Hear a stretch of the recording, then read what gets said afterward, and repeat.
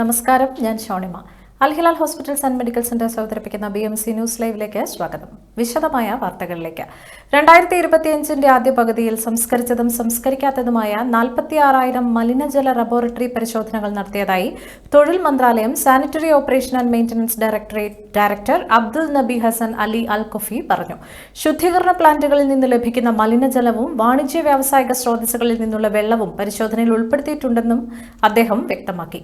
രാസസൂക്ഷ്മജീവി പരിശോധനയ്ക്കുള്ള ISO മാനദണ്ഡങ്ങൾ പാലിക്കുന്നതിനായി മന്ത്രാലയം ലബോറട്ടറിയും നവീകരിച്ചിരുന്നു. Saudi അറേബ്യയിലെ GCC അക്രഡിറ്റേഷൻ സെന്ററിൽ നിന്ന് മന്ത്രാലയത്തിന്റെ സംസ്കരിച്ച മാലിന്യജല ഗുണനിലവാര നിരീക്ഷണ ഗ്രൂപ്പിന് ISO IEC അംഗീകാരം ലഭിച്ചതായും അൽ കുഫി കൂട്ടിച്ചേർത്തു. മലിനജല പരിശോധനയിൽ കൃത്യതയും ഗുണനിലവാരവും ഉറപ്പാക്കാനുള്ള രാജ്യത്തിന്റെ ശ്രമങ്ങളെ ഈ അംഗീകാരം പ്രതിഫലിപ്പിക്കുന്നു. സേവന നിലവാരം, കാര്യക്ഷമത, സുസ്ഥിരത എന്നിവയോടുള്ള പ്രതിബദ്ധതയുടെ ഭാഗമായി ബഹ്റൈനിലെ എല്ലാ മലിനജല ശുദ്ധീകരണ പ്ലാന്റുകളും മന്ത്രാലയത്തിന്റെ ലബോറട്ടറികളുടെ മേൽനോട്ടത്തിലുള്ള നിരീക്ഷണ പരിപാടിക്കും വിധേയമാണ്. ബഹ്റൈനിൽ സ്ഥിരതാമസമാക്കാൻ ആഗ്രഹിക്കുന്ന വിദേശികളെ ആകർഷിക്കുന്നതിനായി ഗോൾഡൻ വിസ പദ്ധതിയിൽ മാറ്റങ്ങളുമായി സർക്കാർ. മുൻപുണ്ടായിരുന്ന നിബന്ധനകൾ ലഘൂകരിച്ച് കൂടുതൽ പേർക്ക് ഗോൾഡൻ വിസ നൽകാനാണ് നീക്കം. റിയൽ എസ്റ്റേറ്റ് നിക്ഷേപകർ ഉൾപ്പെടെയുള്ള നിശ്ചിത വിഭാഗക്കാർക്ക് ഈ ഗോൾഡൻ വിസയ്ക്കായി അപേക്ഷിക്കാം. ബിസിനസ്സുകാരായ വിദേശികൾക്ക് 100% ഉടമസ്ഥാവകാശം ബഹ്റൈൻ അനുവദിക്കുന്നു. ഇത് ഗോൾഡൻ വിസ ലഭിക്കുന്നതിലൂടെ കൂടുതൽ നിക്ഷേപ അവസരങ്ങൾക്കും മറ്റ് ആനുകൂല്യങ്ങൾക്കും വഴിയൊരുക്കും. സ്ഥിരതാമസത്തിനുള്ള ഈ പദ്ധതി രാജ്യത്തിന്റെ സാമ്പത്തിക വളർച്ചയ്ക്ക് ആക്കം കൂട്ടുമെന്ന് പ്രതീക്ഷിക്കുന്നത്. റിയൽ എസ്റ്റേറ്റ് നിക്ഷേപകരിൽ വാങ്ങുന്ന സമയത്ത് 2 ലക്ഷം ദിനാറിൽ കുറയാത്ത മൂല്യമുള്ള വസ്തുക്കളുടെ ഉടമകൾക്കും ഗോൾഡൻ വിസയ്ക്ക് അപേക്ഷിക്കാം. നിശ്ചിത മേഖലകളിൽ പ്രതിഭകളായി അംഗീകരിക്കപ്പെട്ടവരും സർക്കാർ ഏജൻസികൾ നോമിനേറ്റ് ചെയ്തവരുമായ വിദേശികൾക്കും ഗോൾഡൻ വിസ ലഭിക്കാൻ അർഹതയേറെയാണ്. കഴിഞ്ഞ 5 വർഷമായി 2000 ദിനാറിൽ കുറയാത്ത പ്രതിമാസ ശമ്പളത്തിൽ ബഹ്റൈനിൽ ജോലി ചെയ്യുന്ന പ്രവാസികൾക്കും ഗോൾഡൻ വിസയ്ക്കായി അപേക്ഷിക്കാം. ബഹ്റൈനിലോ മറ്റ് രാജ്യങ്ങളിലോ ജോലിയിൽ നിന്ന് വിരമിച്ചവർക്കും വിരമിക്കുന്ന സമയത്ത് 4000 ബഹ്റൈൻ ദിനാറിൽ കുറയാത്ത അടിസ്ഥാന ശമ്പളം ഉണ്ടായിരുന്നവരുമായ വ്യക്തികൾക്കുമാണ് ഗോൾഡൻ വിസയ്ക്ക് അപേക്ഷിക്കാവുന്ന മറ്റൊരു വിഭാഗം. നിരവധി ആനുകൂല്യങ്ങളാണ് ബഹ്റൈൻ ഗോൾഡൻ വിസ വഴി ലഭിക്കുക. ഇത് ദീർഘകാല സ്ഥിരതയും തൊഴിൽ സാധ്യതകളും ഉറപ്പാക്കുന്നു. ഗോൾഡൻ വിസ ലഭിക്കുന്നവർക്ക് ആജീവനാന്ത റെസിഡൻസിയാണ് ബഹ്റൈൻ നൽകുന്നത്. വിസ സ്വന്തമാക്കുന്നവരുടെ കുടുംബാംഗങ്ങൾക്കും ബഹ്റൈനിൽ സ്ഥിരതാമസം ഉറപ്പാക്കാം. ഭാര്യ, കുട്ടികൾ, മാതാപിതാക്കൾ എന്നിവരെയും ഗോൾഡൻ വിസയുടെ കീഴിൽ കൊണ്ടുവരാൻ സാധിക്കുന്നതാണ്. ഗോൾഡൻ വിസയ്ക്ക് അപേക്ഷിക്കുന്ന ഓരോ വിഭാഗക്കാർക്കും വെവ്വേറെ രേഖകളും വേണ്ടിവരും. 6 മാസത്തിൽ കുറയാത്ത കാലാവധിയുള്ള പാസ്പോർട്ടിന്റെ പകർപ്പ്, തിരിച്ചറിയൽ കാർഡിന്റെ പകർപ്പ്, ബഹ്റൈനിലെ ആരോഗ്യ ഇൻഷുറൻസ് സർട്ടിഫിക്കറ്റ്, കഴിഞ്ഞ 6 മാസത്തെ ബാങ്ക് സ്റ്റേറ്റ്മെന്റ്, മുൻപ് ബഹ്റൈനിൽ താമസിച്ചിട്ടുണ്ടെങ്കിൽ അതിന്റെ പെർമിറ്റിന്റെ പകർപ്പ്, അപേക്ഷിക്കുന്ന രീതിയിൽ 3 മാസത്തിൽ കുറയാത്ത കാലയളവിലുള്ള തുടർച്ചയായ രോഗങ്ങളൊന്നുമില്ലെന്ന് സ്ഥിരീകരിക്കുന്ന മെഡിക്കൽ റിപ്പോർട്ട് തുടങ്ങിയവ എല്ലാ വിഭാഗങ്ങളും സമർപ്പിക്കേണ്ടതാണ്. ഗോൾഡൻ വിസ അപേക്ഷാ ഫീസായി ഓരോ വ്യക്തിക്കും 5 ബഹ്റൈൻ ദിനാറും വിസ ഇഷ്യൂ ചെയ്യുന്നതിനായി 300 ബഹ്റൈൻ ദിനാറുമാണ് നൽകേണ്ടത്. ബഹ്റൈനിലെ nationality, passport and resident affairs ആണ് ഗോൾഡൻ വിസ ഇഷ്യൂ ചെയ്യുക. ഈ വിസയ്ക്ക് അപേക്ഷിക്കാൻ ആഗ്രഹിക്കുന്നവർക്ക് സർക്കാരിന്റെ ഔദ്യോഗിക വെബ്സൈറ്റ് വഴി അപേക്ഷ സമർപ്പിക്കാവുന്നതാണ്. വീട്ടുജോലിക്കാരിയായ യുവതിയെ ശമ്പളം നൽകാതെയും പാസ്പോർട്ട് പിടിച്ചുവെച്ചും ചൂഷണം ചെയ്ത സ്ത്രീക്ക് 3 വർഷം തടവും 3000 ദിനാർ പിഴയും വിധിച്ച് ബഹ്റൈൻ കോടതി.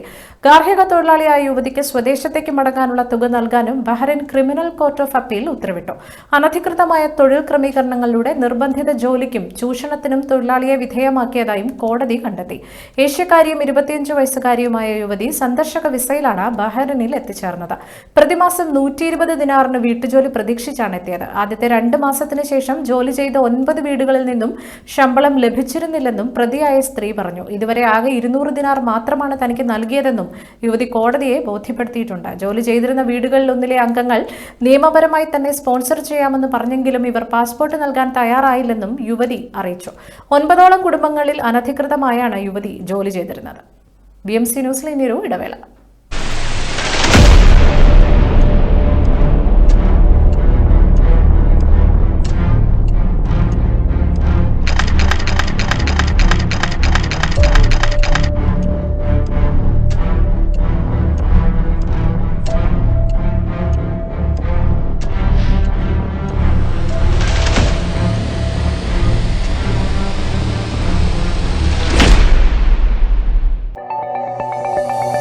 Our skin is the mirror of our soul. Our skin is our largest sensory organ. Our skin needs a healthy microbiome balance. This is regulated by its pH value, which protects the skin from pathogens, cold and ultraviolet rays.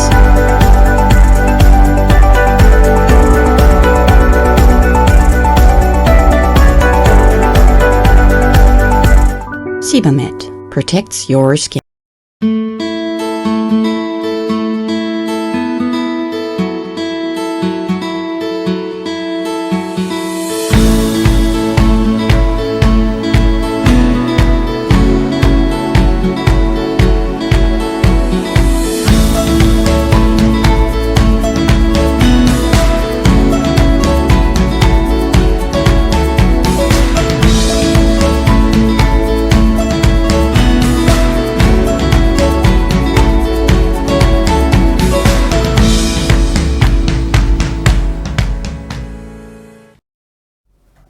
BMC ന്യൂസിലേക്ക് വീണ്ടും സ്വാഗതം. Sudani from Nigeria, halal love story തുടങ്ങിയ മലയാള സിനിമകളുടെ സംവിധായകനും Ayisha, Momo in Dubai, Jackson bazaar youth എന്നീ സിനിമകളുടെ സഹനിർമ്മാതാവുമായ സക്കറിയയ്ക്ക് Bahrain അന്താരാഷ്ട്ര വിമാനത്താവളത്തിൽ ബഹ്റിൻ മലപ്പുറം ഡിസ്ട്രിക്ട് ഫോറം ഭാരവാഹികളുടെ നേതൃത്വത്തിൽ സ്വീകരണം നൽകി. ഓഗസ്റ്റ് 1 ഉമ്മലസം ലോറൽ അക്കാദമിയിൽ നടക്കുന്ന ആർട്ട് ഓഫ് ഫിലിം മേക്കിംഗ് എന്ന സിനിമ ആസ്വാദക സദസ്സിന് അദ്ദേഹം നേതൃത്വം നൽകും. ബഹ്റിനിലെ കലാകാരന്മാർക്കും സിനിമാ പ്രവർത്തകർക്കും സിനിമാ പഠിതാക്കൾക്കും ഒരുമിച്ചിരുന്ന് സംവിധായകനുമായി സംവദിക്കാനും ആശയങ്ങളും കഥകളും കൈമാറ്റം ചെയ്യപ്പെടുന്ന എഴുത്തുരീതികൾ പരിചയപ്പെടുവാനും സംവിധായകന്റെ അനുഭവങ്ങൾ കേട്ടറിയാനും അക്കാദമിയിൽ അവസരമുണ്ടാകുമെന്നും ഭാരവാഹികൾ അറിയിച്ചു. മെമന്റം മീഡിയയാണ് ഈ പരിപാടിയുടെ സംഘാടകർ. പഠന ക്യാമ്പിൽ പങ്കെടുക്കാൻ താൽപര്യമുള്ളവർ രജിസ്റ്റർ ചെയ്യുവാൻ 33526110 എന്ന നമ്പറിൽ ബന്ധപ്പെടേണ്ടതാണ്. ബഹ്റിനിൽ ദുരിതത്തിലായി യാത്രാവിലക്കും കേസും നേരിടുന്ന കുടുംബത്തിന് കൈത്താങ്ങായി voice of Bahrain. Voice of ബഹ്റിന്റെ president Praveen Kumar, secretary Sanoj, joint treasurer Sharmil എന്നിവർ അവരെ സന്ദർശിക്കുകയും കുടുംബത്തിന് 1 മാസത്തേക്കുള്ള ആഹാര സാധനങ്ങൾ എത്തിച്ചു കൊടുക്കുകയും ചെയ്തു. പ്രവാസി ലീഗൽ സെൽ ഈ കുടുംബത്തിന്റെ കേസ് നടപടികൾ കൈകാര്യം ചെയ്യുന്നു. കേസ് നടപടികൾ കഴിഞ്ഞാൽ കുടുംബത്തിന് നാട്ടിലേക്ക് തിരിച്ചു പോകാമെന്നും വോയിസ് ഓഫ് ബഹ്റിൻ ഭാരവാഹികൾ അറിയിച്ചു. മറ്റു വാർത്തകളിലേക്ക്. ഖത്തർ MES ഇന്ത്യൻ സ്കൂൾ സ്ഥാപകരിൽ മുഖ്യനും ദീർഘകാലം പ്രസിഡന്റുമായിരുന്ന മുതിർന്ന ഖത്തർ പ്രവാസിയും സാമൂഹ്യ സേവകനും വ്യവസായിയുമായിരുന്ന PP ഹൈദർ ഹാജിക്ക് ഖത്തറിലെ ഇന്ത്യൻ സമൂഹത്തിന്റെ ആദരവ്. ഖത്തറിലെ പ്രശസ്തമായ MES ഇന്ത്യൻ സ്കൂളിൽ മുതിർന്ന വൈസ് പ്രസിഡന്റ് ഡോക്ടർ KP നജീബിന്റെ അധ്യക്ഷതയിൽ നടന്ന ചടങ്ങിൽ Indian embassy first secretary Harish Pandya, Norka roots chairman CB Rappai, ICC president Manikandan, ICBF vice president Deepak Shetty, Incas president Haider Chungathara, unity coordinator Khalil, KMCC ഭാരവാഹി സാം ബഷീർ, ഗോവിന്ദ് കമ്മ്യൂണിറ്റിയുടെ മുതിർന്ന ഇന്ത്യൻ കമ്മ്യൂണിറ്റി ഭാരവാഹി ഹരീഷ് കാഞ്ചാണി, CIC ഭാരവാഹി Kasim, Gulf Malayali federation GCC president Basheer Ambalayi എന്നിവർ സംസാരിച്ചു. ഹൈദർ ഹാജിയുടെ മകൻ PP അൻവർ മറുപടി പ്രസംഗം നടത്തി. വിവിധ കൂട്ടായ്മ ഭാരവാഹികൾ, ഖത്തർ സ്വദേശികളും വിദേശികളുമായി നിരവധി പേർ എന്നിവർ അനുശോചന യോഗത്തിലും പങ്കെടുത്തു. MES സ്കൂൾ ഭാരവാഹിയും ഹൈദർ ഹാജിയുടെ മകനുമായ PP ഫൈസൽ ഹൈദർ ഒരുക്കിയ മജ്ലിസിൽ അനുശോചനം അർപ്പിക്കാൻ ഖത്തറിന്റെ വിവിധ ഭാഗങ്ങളിൽ നിന്നും സ്വദേശി വിദേശികളും എത്തിച്ചേർന്നിരുന്നു. അനുശോചന ചടങ്ങിന് MES സ്കൂൾ ഭാരവാഹികൾ നേതൃത്വം നൽകി. വീണ്ടും ഒരു ഇടവേള.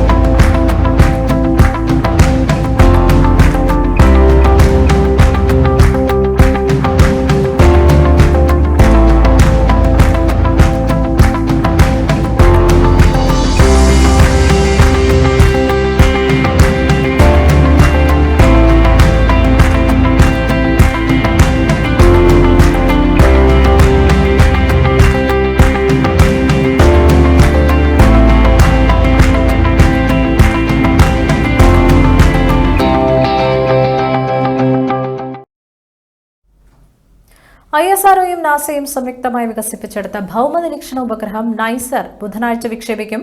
ശ്രീഹരിക്കോട്ടയിലെ സതീഷ് ധവാൻ സ്പേസ് സെന്ററിൽ നിന്ന് വൈകിട്ട് 5:40 ഇസ്രോയുടെ GSLV F-16 റോക്കറ്റ് ഉപയോഗിച്ചാണ് വിക്ഷേപണം നടത്തുക. നാസയും ISROയും സംയുക്തമായി വികസിപ്പിച്ചെടുത്ത ഈ ഭൗമനിരീക്ഷണ ഉപഗ്രഹത്തിന്റെ ചിലവ് 13,000 കോടിക്ക് മുകളിലാണ്. ഇതുവരെ നിക്ഷേപിച്ചതിൽ വെച്ച് ISROയുടെ ഏറ്റവും ചിലവേറിയ ഉപഗ്രഹമാണിതെന്ന പ്രത്യേകതയുമുണ്ട്.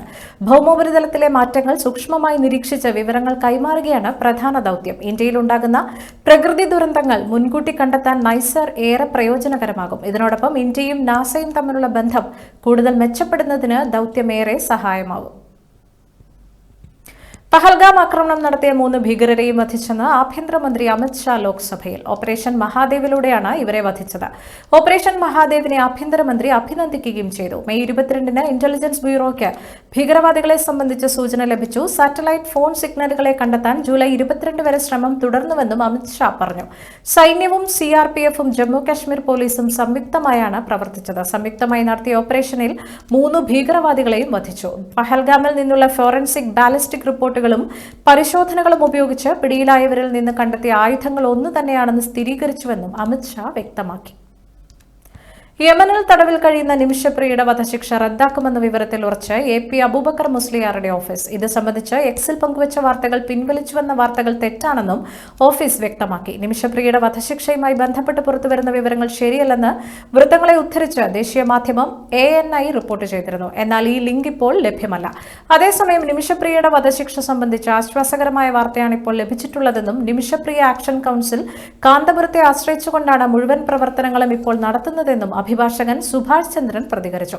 തലാലിന്റെ കുടുംബം വധശിക്ഷയിൽ നിന്ന് പുറകോട്ടു പോയി എന്ന വിവരമാണ് ലഭിക്കുന്നതെന്നും സുഭാഷ് ചന്ദ്രൻ കൂട്ടിച്ചേർത്തു. ഛത്തീസ്ഗഡിൽ അറസ്റ്റിലായ കന്യാസ്ത്രീകളുടെ ജാമ്യാപേക്ഷ തള്ളിയതിൽ കടുത്ത അതൃപ്തി പ്രകടിപ്പിച്ച് Catholic bishops conference of India.